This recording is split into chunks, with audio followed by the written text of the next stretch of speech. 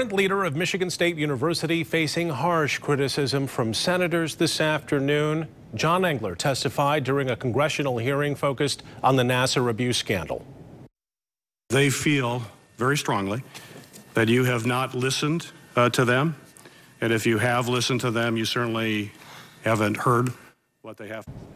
That's U.S. Senator Gary Peters directing some of his questioning to Michigan's former governor, and 24 Hour News 8's Lindsay McComal in studio now with more on that exchange. Lindsay. Well, Brian, Senator Peters said that he wanted to use his time to ask the questions that Nassar survivors want to see answered. He didn't waste any time holding Engler accountable for his conduct.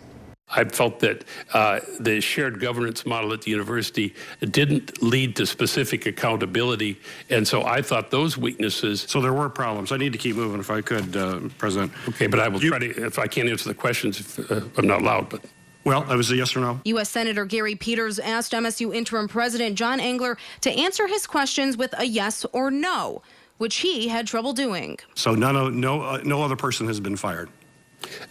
And there is an ongoing investigation. I would remind the senator by the Attorney General of the state of Michigan at the request of the Board of Trustees to see if anyone else should be subject to sanction. The senator also questioned the university's recent agreement with former Dean William Strample. It resulted in the university paying him thousands in order to sever the relationship. He was allowed to retire, and he received $175,000 as well as part of the severance, I understand.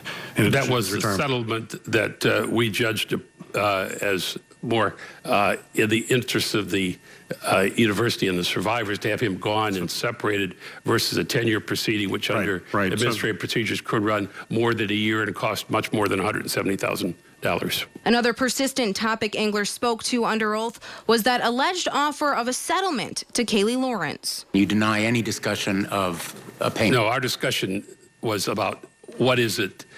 Among all of the actions that we've taken, many of which were in my written testimony, is there anything else that, from the survivor perspective, could be done? And the discussion was, how do we hear from people? Now, if you missed today's hearing, you can watch it right now over at woodtv.com. And I'm also monitoring the reaction from the hearing, including from Senator Gary Peters. You can watch for that tonight at 11 and tomorrow morning on Daybreak. Sue.